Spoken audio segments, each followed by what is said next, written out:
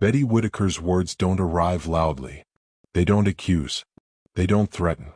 They arrive quietly, worn thin by years of being unheard, and that's exactly why they've shaken so many people. Her letter to Timmy isn't polished.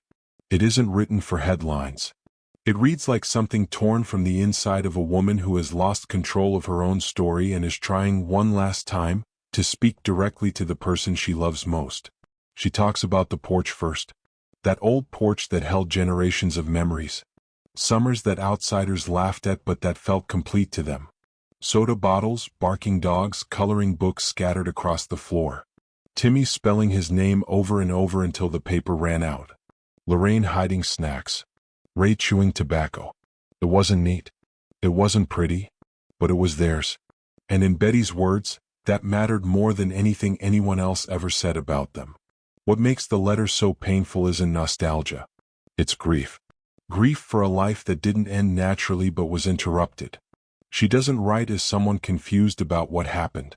She writes as someone who knows exactly what was taken and why it hurts. Her message to Timmy isn't about blame. It's about reassurance. About love that didn't disappear just because doors were closed and decisions were made without her. She tells him they didn't stop being a family because someone else decided their living conditions weren't good enough. She reminds him that being country folk was never something to be ashamed of. That they didn't need fancy things to belong together. They needed each other. And that's the sentence that keeps getting shared over and over again. Not because it's dramatic, but because it's true in a way that cuts through every argument people have made online. As the letter circulated, people began asking the same question. Was this really written by Betty? Some said yes, others weren't sure. But even the doubt says something important. Because whether Betty physically wrote every word herself or someone helped her express it, the emotions are unmistakably hers. The longing, the confusion, the heartbreak, those aren't things you can fake easily. Especially not when they match what people have seen in her eyes for months. At the same time the letter gained attention, another development quietly unfolded in the background. Adult Protective Services became involved. Not suddenly. Not out of nowhere. APS doesn't move on rumors or internet outrage. They move when there are concerns about safety, autonomy, and whether someone is being properly informed or protected. And once people realized APS was involved, the conversation shifted. This wasn't just about a family being separated anymore. It wasn't just about opinions on how people should live. It became about whether Betty fully understood what was happening around her, whether she had meaningful access to her family, and whether decisions were being made with her consent or simply around her. People who had spoken to Betty before noticed changes. Calls that used to go through suddenly didn't. Messages stopped being answered. Conversations felt shorter, filtered, rehearsed. Some said she sounded unsure, like she was repeating things she'd been told rather than speaking freely. Others said they couldn't reach her at all. And when they tried, someone else answered instead. That's when fear crept in. Because APS involvement doesn't automatically mean someone did something wrong. But it does mean someone raised a concern serious enough to warrant attention. And in cases involving vulnerable adults, those concerns often revolve around control, influence, and isolation. Betty's letter to Timmy suddenly felt heavier in that context. It wasn't just a message of love. It felt like a reach. A way of speaking to him when she couldn't do so directly. A reminder that no matter what paperwork existed, no matter who decided what was best, she still saw him as her family. She writes about being torn apart, not as a metaphor but as something physical. Something that happened quickly and without explanation. One moment they were together, the next they weren't. And no one sat her down and explained what would happen next in a way she could truly understand. That's the part that unsettled people the most. Because removal, placement, intervention, those words sound orderly. But to the person living through it, it feels like loss. Like being erased from decisions about your own life. And Betty's letter carries that ache between every line. What makes this situation even more complicated is how public it all became. The Whittaker family didn't choose to be studied, analyzed, debated. Once their lives were shared, they became symbols to strangers. Some people wanted to save them. Others wanted to control the narrative. And somewhere in the middle, The family themselves lost the ability to simply exist without commentary. APS stepping in didn't quiet the noise. It amplified it. People began speculating about who called, why now, and what would happen next. But Betty's letter cut through all of that. It wasn't a legal document. It wasn't an accusation. It was a mother figure speaking to someone she loves, telling him he was never abandoned, even if circumstances forced distance. She doesn't ask Timmy to fight. She doesn't ask him to blame anyone. She asks him to remember. To remember that happiness doesn't always look like what outsiders expect. To remember that being together mattered more than appearances. To remember her. That's why so many people reacted emotionally. Because regardless of where you stand on the decisions that were made, the letter reminds you of something uncomfortable. Systems can intervene. Authorities can decide. But emotional bonds don't dissolve on command. And this is where the story pauses, not because it's finished, but because it's entering a more serious phase. APS involvement means evaluations, interviews, assessments. It means people who were never meant to be public figures are now being discussed in official settings. It means the next steps won't be driven by internet opinion, but by processes that move slowly and quietly. But Betty's voice, fragile as it may be, has already made its way out. And once words like hers are released, they don't disappear. They sit with you. They ask you to consider whether protection sometimes looks like separation, or whether it can also look like listening. Her letter to Timmy doesn't demand answers. It demands humanity. And that's why it matters. If you've read Betty's letter or followed this story closely, share your thoughts below. Do you think her voice is truly being heard right now, or is it getting lost in decisions made for her? The involvement of adult protective services changed the tone of everything overnight. What had once been framed as a family story, messy and emotional but familiar, shifted into something far more serious. When APS enters a situation, it's no longer about opinions or sympathy. It's about assessments, documentation, and determining whether someone's rights, safety, or autonomy are at risk. For Betty, that shift wasn't explained in a way that made sense to her. People close to the situation say she wasn't told, clearly or calmly, what APS involvement meant. She wasn't walked through the process step by step. Instead, things simply started happening around her. Appointments were scheduled. Conversations happened without her present. Decisions were discussed in language that didn't belong to her world. That's the part many people still don't understand. APS isn't a villain by default. In many cases, they step in to prevent harm.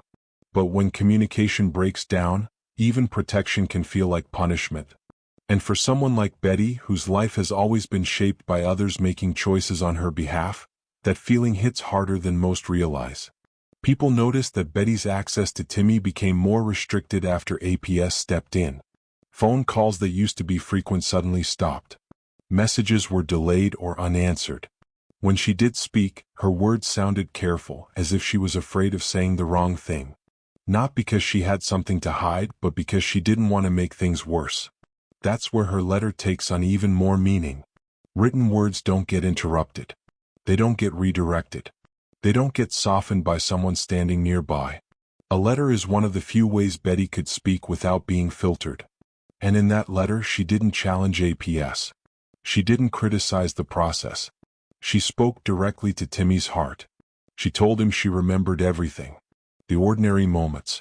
The routines that outsiders called dysfunction but that felt like stability to them. In doing so, she reminded him and herself that their bond didn't come from paperwork or approval. It came from shared life. As APS began its evaluation, people started asking uncomfortable questions. Who raised the initial concerns? Were those concerns about safety or about compliance?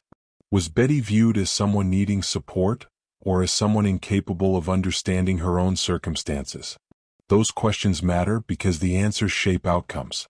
There's a difference between offering help and removing agency. And that line can blur quickly when assumptions replace conversation. Several individuals who had interacted with Betty before APS involvement described her as consistent. She had routines. She knew who she trusted. She could express her wants clearly when given time and space. But once the process began, that space shrank. Everything felt rushed. and rushed decisions rarely leave room for dignity. Timmy, meanwhile, was placed in a position he never should have been in. He became the silent center of a conflict he didn't create. People spoke about his future, his needs, his safety, but often without asking how he felt. Betty's letter acknowledges that pain without naming it directly. She doesn't say, "This is unfair." She says, "We were happy." That sentence challenges the entire narrative. Because if happiness existed, even in imperfect conditions, then the situation isn't as simple as rescue. It becomes a question of balance. How do you protect without erasing what mattered? APS workers are trained to look for risk factors, living conditions, financial instability, support systems. But emotional bonds don't always fit neatly into checklists. And when they're overlooked, families fracture in ways that don't show up on reports. Another layer complicating everything was the public attention. Once the Whittaker name became widely known, every action was scrutinized. APS doesn't operate in a vacuum. They're aware when a case is high profile. That pressure can influence how cautiously or aggressively decisions are made. Betty's letter went viral precisely because it cut through that noise. It didn't argue facts. It argued feeling. And feelings are harder to dismiss. People who support APS involvement argue that structure and oversight are necessary. That Betty needed protection from being overwhelmed or influenced. And those concerns shouldn't be dismissed outright. Vulnerability is real. Exploitation is real. But protection should never mean isolation. It should never mean silencing. One of the most troubling developments was how quickly Betty's world narrowed. Familiar faces disappeared. Trusted voices were replaced by professionals she didn't know. While intention may have been safety, the result felt like loss. This is where systems often fail the people they're meant to serve. They move efficiently but not gently. They prioritize outcomes over experience. And for someone like Betty, experience is everything. Her letter doesn't ask APS to leave. It asks for connection. For understanding that removing someone from harm shouldn't also remove them from love. Timmy isn't just a case file to her. He's family. And family doesn't dissolve because circumstances change. As the process continues, the biggest question remains unanswered. Is Betty being included in decisions about her own life, or merely informed after they're made? Inclusion looks like explanation, patience, and respect. Exclusion looks like silence. People following the situation are divided. Some believe APS intervention was long overdue. Others believe it came too late and too forcefully. But nearly everyone agrees on one thing. Betty's voice matters. Her letter wasn't defiant. It was vulnerable. And vulnerability should never be punished. What happens next will depend on whether the system listens as much as it evaluates, whether Timmy's emotional ties are considered alongside his material needs, whether Betty is treated as a person with a history, not a problem to be managed. Because when families are separated, the damage doesn't end with placement. It lingers. It shapes how people trust, or stop trusting, those meant to help them.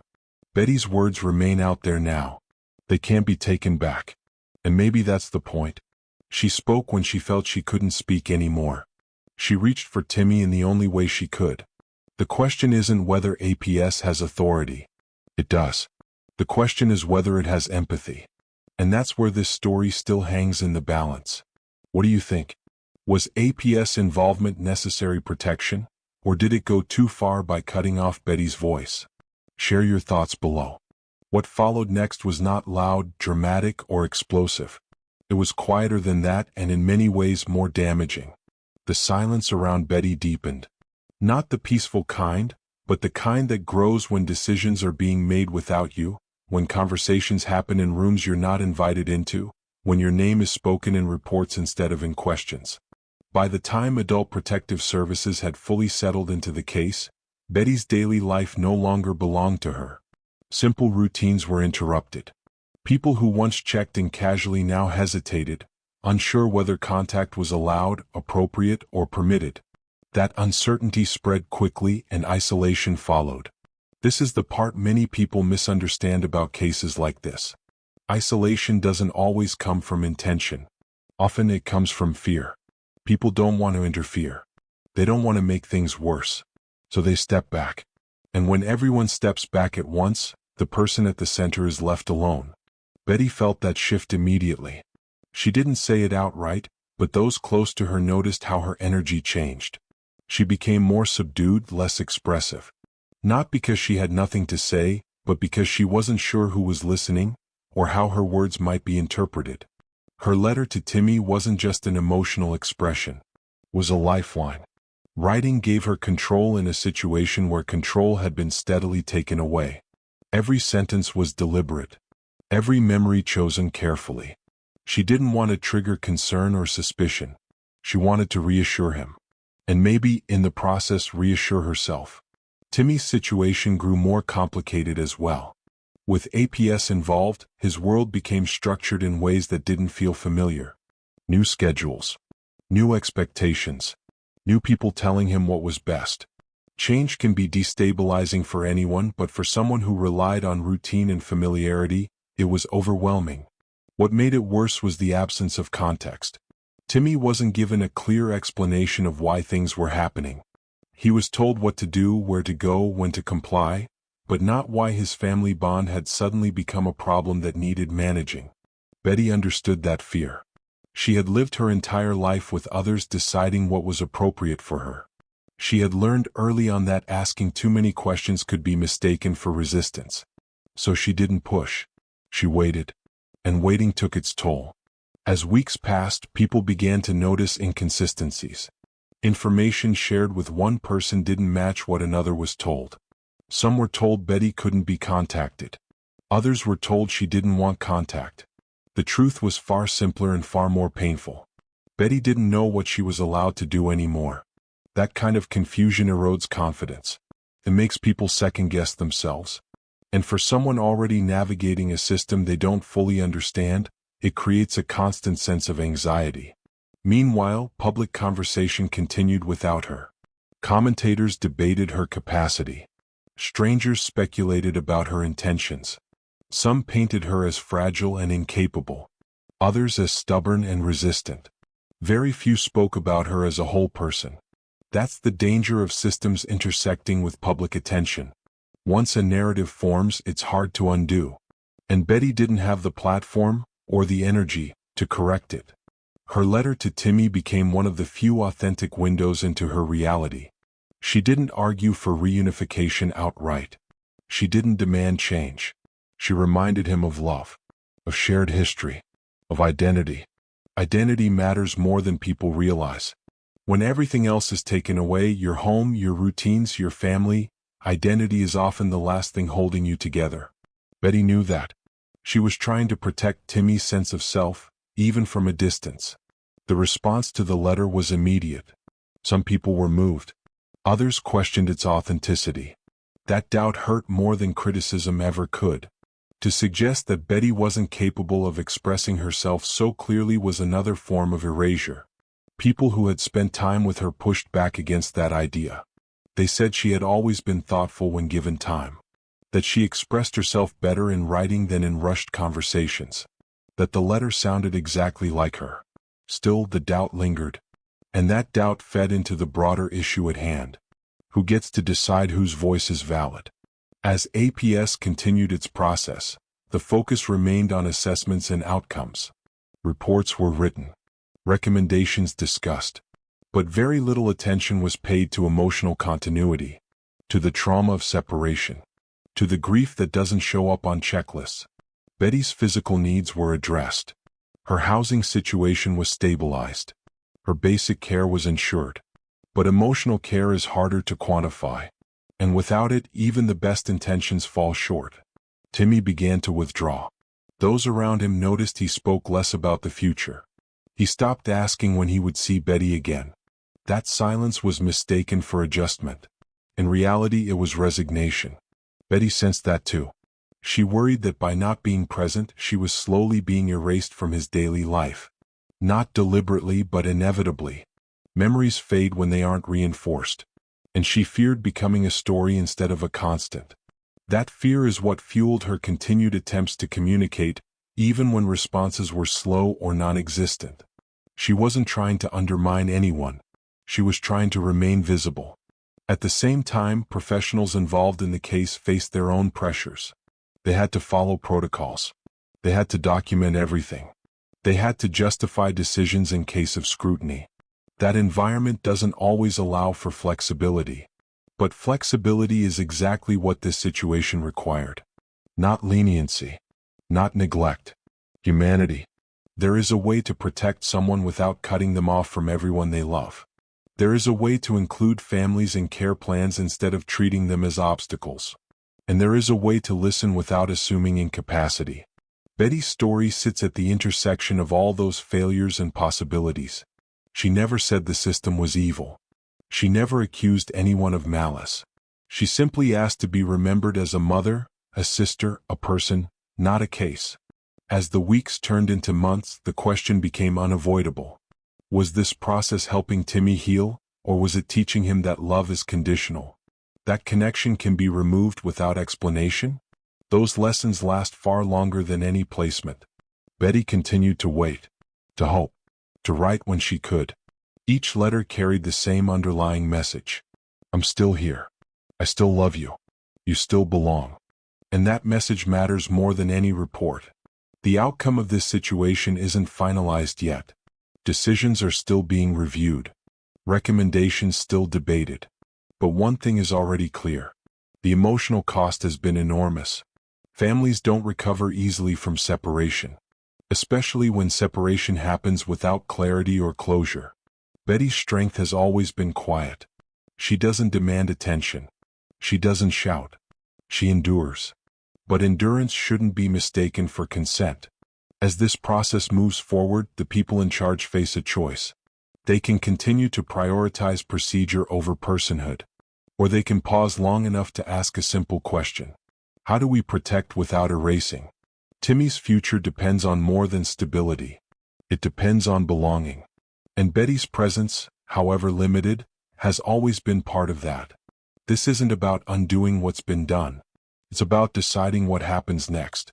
Whether the system will recognize that love is not a risk factor, and family is not automatically a liability. Betty's letter was not a protest. It was a reminder. And reminders only work if someone is willing to listen. What do you think should happen next? Should Betty be given more access and a stronger voice in the process? Or is the system right to keep firm boundaries? Share your thoughts in the comments below. The final stage of this story does not arrive with resolution. It arrives with consequences. Not the kind that fit neatly into a report or a press release, but the kind that linger quietly in people long after the paperwork is finished. By the time the process reached this point, the damage had already been done in small, cumulative ways. Trust had eroded. Routines had been broken. Familiar voices were no longer part of daily life. And for Betty, the realization settled in that no outcome, good or bad, would ever truly return things to how they were before. The involvement of adult protective services created a dividing line in time. There was life before intervention and life after. Everything after came with conditions, supervision, and limits that Betty never imagined she would have to navigate at this stage of her life. One of the hardest truths she faced was that intention no longer mattered as much as perception. She could say she loved Timmy. She could show concern. She could express longing. But every action was filtered through assessment. Was it appropriate? Was it healthy? Was it allowed? When love becomes something that needs permission, it changes shape. Betty's days became structured around waiting. Waiting for updates. Waiting for responses. Waiting for permission to speak, to write, to visit. Waiting is exhausting when you don't know what you're waiting for. And Timmy, on the other side of that separation, learned a different lesson. He learned that stability can come at the cost of connection. That safety can feel like silence. That being cared for doesn't always mean being understood. People around him noticed subtle changes. He complied more. He asked fewer questions. He adapted quickly, but not because he felt secure. Because he didn't feel he had a choice. This is where systems often mistake compliance for well-being. A quiet person is assumed to be adjusting. A person who doesn't resist is assumed to be comfortable. But silence is not consent, and adjustment is not healing. Betty worried about that constantly. She worried that Timmy would internalize the separation as something deserved, that he would believe their bond was fragile, temporary, or wrong. She worried that one day he would stop reaching back, not out of anger but out of habit. That fear haunted her more than any official decision ever could. As the case progressed, professionals involved began to shift focus toward long-term planning, stability metrics, placement evaluations, sustainability. These are important considerations. But nowhere in those conversations did Betty hear language that acknowledged grief. Grief doesn't fit easily into policy. It can't be measured. It doesn't resolve on a timeline. But it exists whether or not it's acknowledged. Betty grieved the loss of shared mornings, the loss of simple check-ins, the loss of being someone Timmy could turn to without hesitation. She grieved not knowing what he was afraid of now or what made him laugh, or whether he still remembered the small rituals they shared. Those details are what make a family real. And when they're stripped away, what remains feels hollow. At the same time, public discourse continued. Some people praised the intervention as necessary. Others criticized it as excessive. Very few centered Betty's emotional reality in those conversations. She became an abstract idea, a symbol of either neglect or victimhood, rather than a person living through uncertainty. That abstraction is dangerous. Once someone becomes a symbol, their humanity becomes negotiable. Betty never wanted to be a symbol. She wanted to be present. She wanted to be included. She wanted to matter. What's often overlooked in cases like this is the possibility of shared responsibility. Systems tend to operate in binaries: safe or unsafe, capable or incapable, allowed or forbidden. But real life exists in the gray. There were ways to support Timmy while maintaining meaningful contact with Betty. Ways to supervise interaction without severing it. Ways to include her voice in decisions that affected both of them. Those options were discussed, but not prioritized. Instead, efficiency took precedence. Clear boundaries are easier to enforce than nuanced ones. And in that efficiency, something essential was lost. Betty noticed it in herself first. She became less confident when speaking, less certain when expressing needs. She second-guessed her instincts. That self-doubt didn't come from incompetence. It came from being consistently overruled. When someone is repeatedly told, implicitly or explicitly, that others know better, they begin to internalize that message, even when it contradicts their lived experience. Timmy experienced a version of that too. He learned that decisions happened above him, around him, without him. That his feelings were noted but not necessarily acted upon. That adaptation was expected. Adaptation, however, is not the same as resilience. Resilience involves agency, choice, the ability to influence outcomes. Without those elements, what looks like resilience is often just endurance. As the months progressed, contact between Betty and Timmy became sporadic, structured, formal. Each interaction carried weight. Each word felt scrutinized. Spontaneity disappeared. Betty felt like she was performing motherhood instead of living it. And yet she continued, because giving up was never an option. Even when it hurt. Even when it felt futile. Even when silence stretched longer than she could bear.